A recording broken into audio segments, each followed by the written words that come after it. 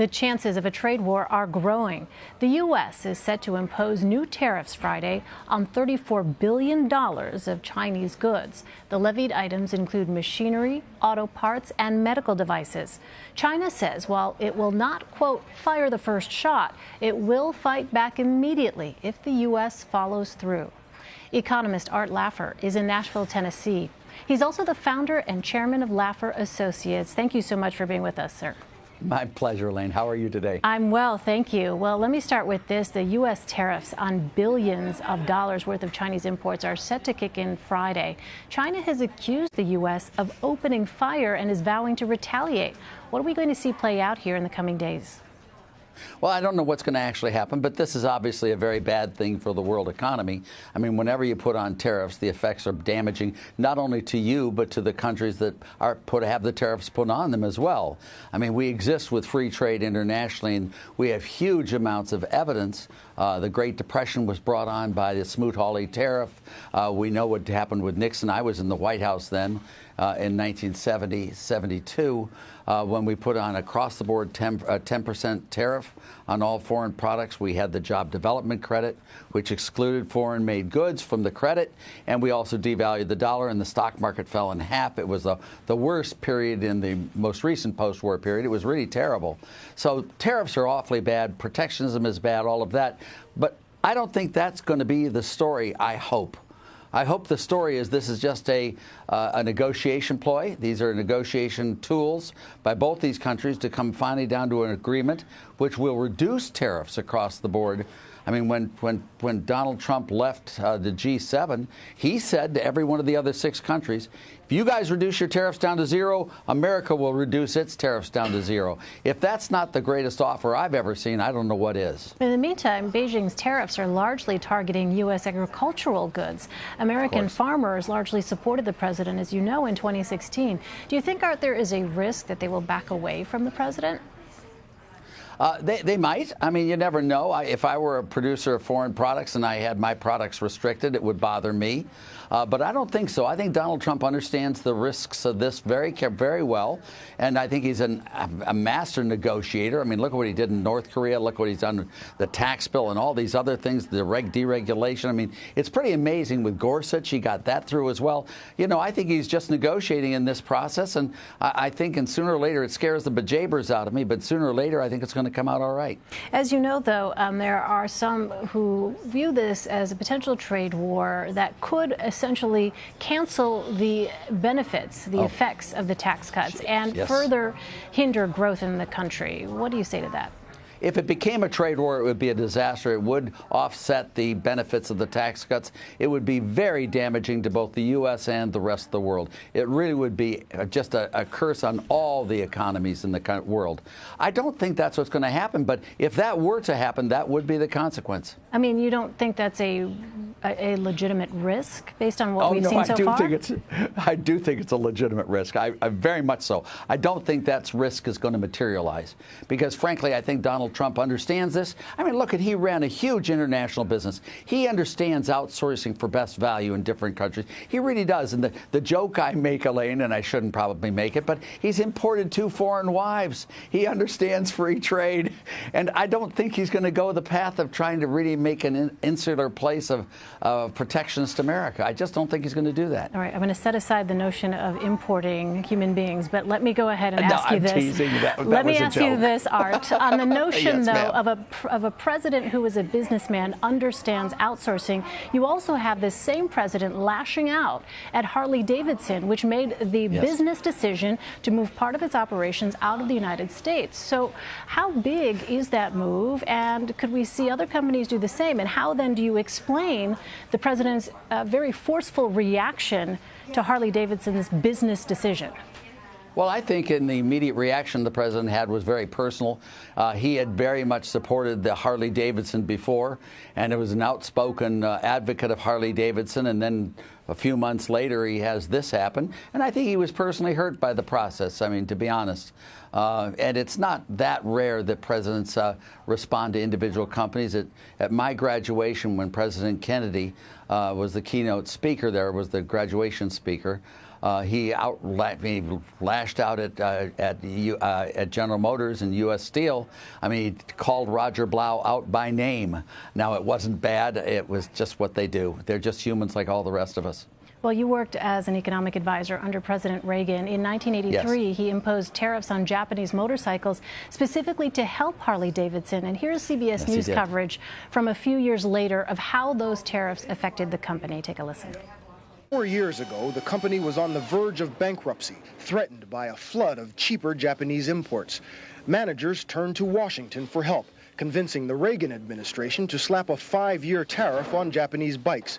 Since then, the company has streamlined, modernized, diversified, even got employees involved in Japanese-style production techniques. Many say that Harley-Davidson is a prime example of how tariffs can be used to help other ailing American industries. Active intervention on the part of the government to help industries that are harmed by imports is a positive step and can help America generally. Unions are pressing Congress to impose broad tariffs to help save American jobs and rejuvenate aging industries.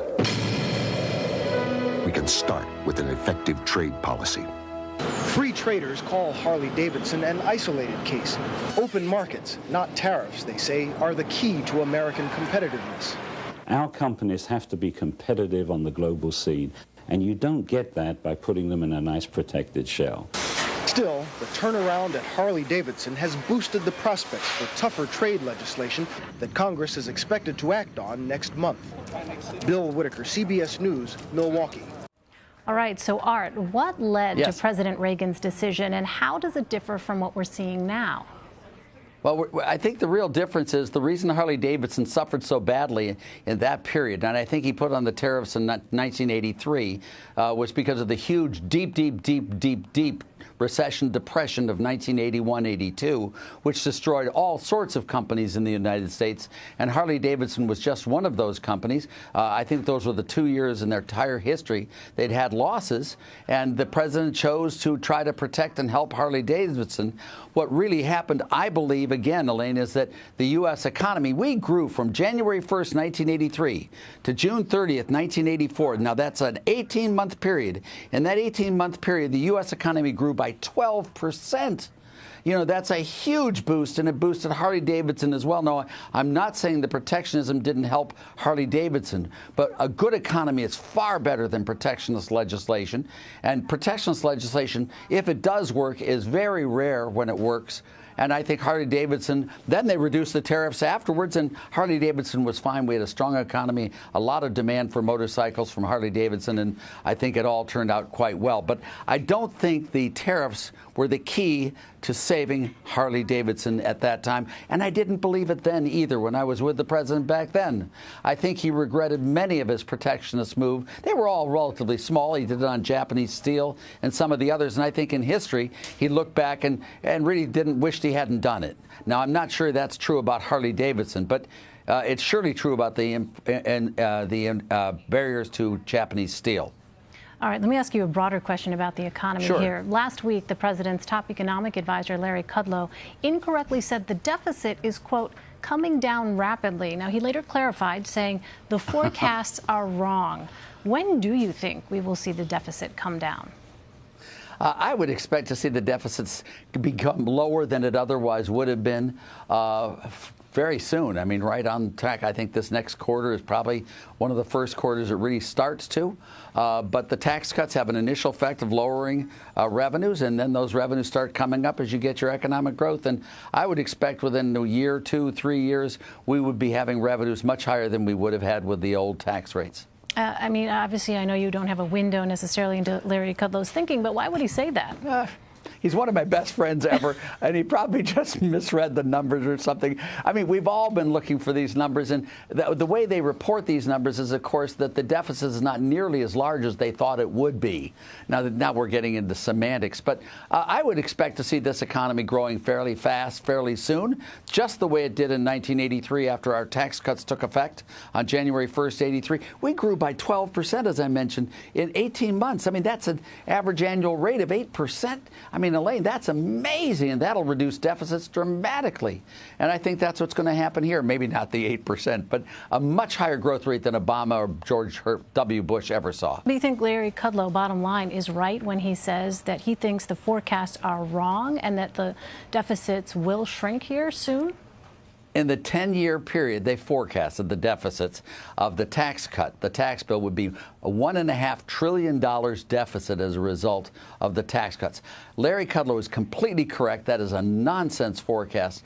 We will not lose revenues by these tax cuts. We will gain revenues by these tax cuts, and it will happen over a 10-year period, just as they are forecasting the wrong way. You know, you can't balance the budget on the backs of the unemployed and people without jobs. I mean, and people who leave your jurisdiction. I mean, if higher taxes brought you a better economy, let's raise the corporate tax rate to 150%. So every time a guy makes a buck, he has to pay $1.50 to the feds. There'll be no business whatsoever, Elaine.